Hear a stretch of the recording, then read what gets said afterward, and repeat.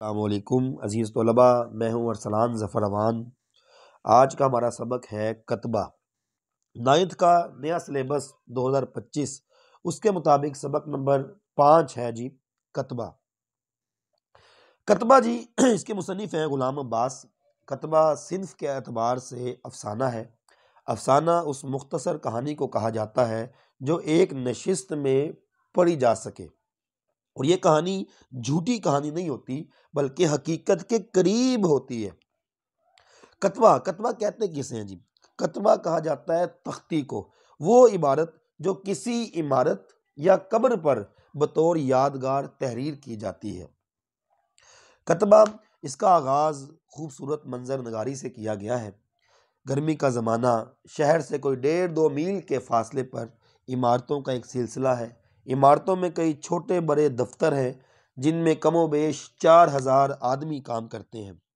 उनमें typist, record keeper, dispatcher, accountant, head clerk, superintendent, गरज अदना व आला हर दर्जा और हैसियत के क्लर्क थे, जिनमें से दर्जा दोम का क्लर्क शरीफ हुसैन है। शरीफ हुसैन कतबा अफसाने का मरकजी किरदार है। शरीफ हुसैन नौकरी के आगाज़ में तरक्की के ख्वाब देखता है और जोश में आकर कभी कभी मेहनत भी करता है। तरक्की का उसको शौक तो ज़रूर है, मगर मुसलसल मेहनत और मुस्तकिल मिजाजी नहीं है। आजकल वो अकेला है। उसकी बीवी महीने के शुरू ही में बच्चों को लेकर मैके चली गई थी। बस बेफिक्री ही बेफिक्री थी। घर में कुछ ऐसा असासा नहीं था जिसकी रखवाली करनी पड़ती, इसलिए वो आज़ाद था कि जब चाहे घर जाए और चाहे तो सारी सारी रात सड़कों ही पर घूमता रहे। इसी आज़ादी में एक दिन वो एक कबाड़िए की दुकान पर उसकी नज़र संगे मरमर के एक टुकड़े पर पड़ी, जो मालूम होता था कि मुग़ल बादशाहों के किसी मकबरे या बारादरी से उखाड़ा गया है। इसकी लंबाई 1.25 फुट और चौड़ाई 1 फुट थी। शरीफ हुसैन ने उस टुकड़े को उठाकर देखा। टुकड़ा ऐसी नफासत से तराशा गया था कि उसने महज ये देखने के लिए कि भला कबाड़ी इसके क्या दाम बताएगा, कीमत दरियाफ्त की। कबाड़ी ने उसकी कीमत 3 रुपए बताई। अब शर्मिंदगी से बचने के लिए, क्योंकि शरीफ हुसैन ने उसको खरीदना तो था नहीं, अब वो शर्मिंदगी से बचने के लिए उसने कह दिया, हम तो 1 रुपया देंगे। लेकिन कबाड़ी ने उसको 1 रुपए में वो पत्थर का टुकड़ा दे दिया। शरीफ हुसैन को अपने आप पर बहुत गुस्सा आया कि मैंने 12 आने क्यों ना कहे। बहरहाल वो उसको लेकर घर आ गया। रात को जब वो खुले आसमान के नीचे अपने घर की छत पर अकेला बिस्तर पर करवटें बदल रहा था, उसके जहन में आया, खुदा के कारखाने अजीब हैं। क्या जब उसके दिन फिर जाएं, वो क्लर्क दर्जा दोम से तरक्की करके सुपरिंटेंडेंट बन जाए और उसकी तनख्वाह 40 से बढ़कर 100 हो जाए। ये नहीं तो कम से कम हेड क्लर्क ही सही। अगर हेड क्लर्क बन जाएगा तो उसकी तनख्वाह बढ़ जाएगी, वो अपना घर बना सकेगा, फिर घर के बाहर इसी पत्थर के टुकड़े पर अपना नाम लिखवा कर लगाएगा। ये ख्वाहिश उसके दिल में ऐसे पैदा हुई और उसके जज्बात में उदम मचा दिया। वो जोश में आ गया और कुछ कर दिखाने की लगन उसमें पैदा हो गई। अब उठते बैठते, सोते जागते, दफ्तर जाते, दफ्तर से आते, कोठियों के बाहर लोगों के नाम बोर्ड देखकर, यहाँ तक कि जब महीना ख़त्म हुआ और उसे तनख्वाह मिली तो उसने सबसे पहला काम ये किया कि उस संगे मरमर के टुकड़े को शहर के एक मशहूर संग तराश के पास ले गया, जिसने बहुत बहुत चाबुक दस्ती से उस पर उसका नाम कंधा करके यानी कि लिख कर कोनों में छोटी छोटी खुशनुमा बेलें बना दी। यानी उसका नाम लिख कर कोनों में फूल बना दिए। इस संगमरमर के टुकड़े पर अपना नाम खुदा हुआ देखकर उसे एक अजीब सी खुशी हुई। जिंदगी में शायद ये पहला मौका था कि उसने अपना नाम इस कदर जली हरूफ में लिखा हुआ देखा था। उसे बड़ी खुशी हुई। कागज में लिपटे हुए उसको घर, बड़े मासूम बच्चे की तरह उसको घर लेकर आता है। अब घर में आकर उसको कोई जगह नहीं मिली मुनासिब कि अब इस संगे मरमर के टुकड़े को कहाँ रखे, क्योंकि उसके घर में 2 छोटे छोटे कमरे, एक गुसल खाना और एक बावर्ची खाना था। बहरहाल उसको एक बेकिवाड़ की अलमारी में रखना पड़ा। बेकिवाड़ से मुराद बगैर दरवाज़ों की एक अलमारी में उसको रख दिया। जब तक उसकी बीवी बच्चे नहीं आए वो अपने ख्यालों में मगन रहा, क्योंकि अब उस पत्थर को देखकर वो सोचता कि उसकी उम्मीदें उसे सब्ज़ बाग दिखाती, दफ्तर की मशक्क़त की थकान कम हो जाती, कतबे को देखकर उसको सुकून मिलता, कामयाबी के मंज़र उसको नज़र आते। अब बीवी बच्चे तो जब तक नहीं आए तो सुकून में था, ना दोस्तों से मिलता, ना खेल तमाशों में हिस्सा लेता, रात को जल्द ही होटल से खाना खाकर घर आ जाता और सोने से पहले घंटों अजीब अजीब ख्याली दुनियाओं में रहता। मगर जब बीवी बच्चे आ गए तो फिर उसको इतनी फरागत ना रही, मसरूफियत उसकी कोई और हो गई। अब कभी कतबा बेकिवार की अलमारी में पड़ा रहा, फिर उसके बाद उसको संदूक में रख दिया गया। शरीफ हुसैन ने ना अपने आप को ना मुस्तकबिल के मुतालिक उसने ज़्यादा सोचना छोड़ दिया था। दफ्तरों के रंग ढंग देखकर वो इस नतीजे पर पहुंच गया कि तरक्की लतीफ़ा गैबी से नसीब होती है। ये जुमला बड़ा गौर करने वाला है जी, कि तरक्की लतीफ़ा गैबी से नसीब होती है, कड़ी मेहनत झेलने और जान खपाने से कुछ हासिल नहीं होगा।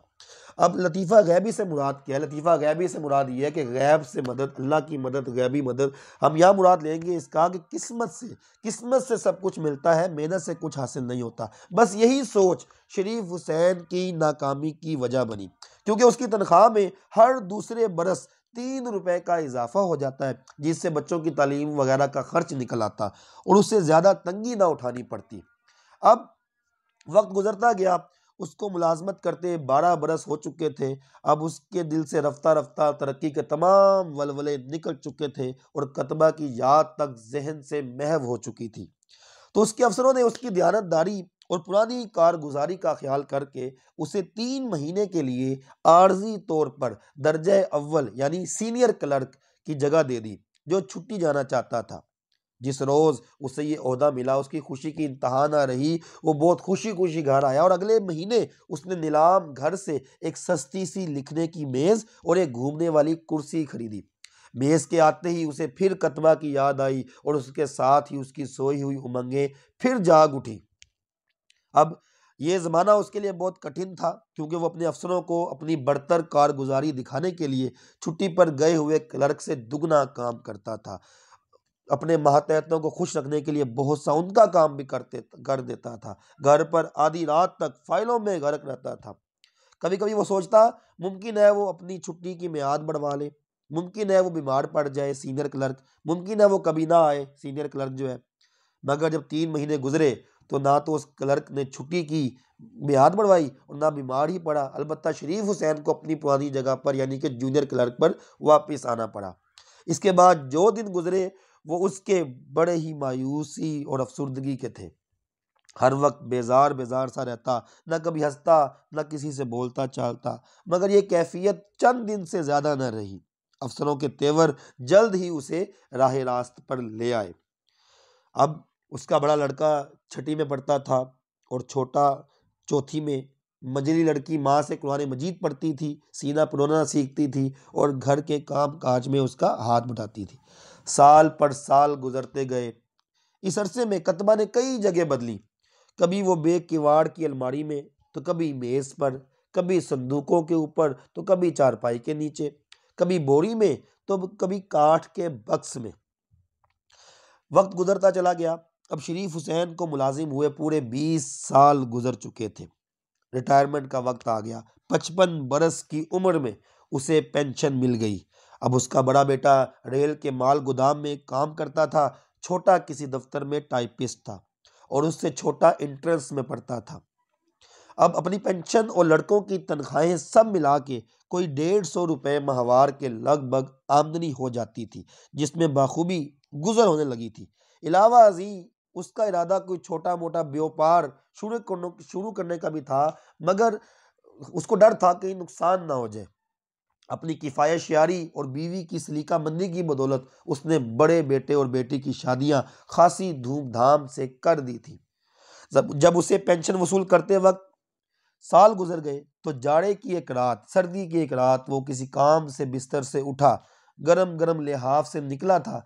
पिछले पहर की सर्द और तुंद हवा तीर की तरह उसके सीने में लगी और उसे नमूनिया हो गया। बेटों ने उसका बहुत इलाज करवाया मगर उसको इफाका ना हुआ और वो कोई 4 दिन बिस्तर पर पड़े रहने के बाद मर गया।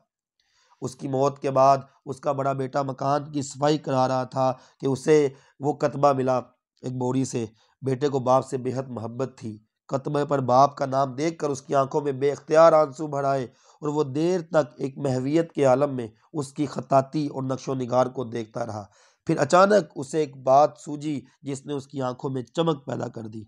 अगले रोज वो कतबा एक संतराश के पास ले गया और उससे कतबे की इबारत में थोड़ी सी तब्दीली कराई और फिर उसी शाम उसे अपने बाप की कब्र पर नस्ब कर दिया। तो ये था कतबा।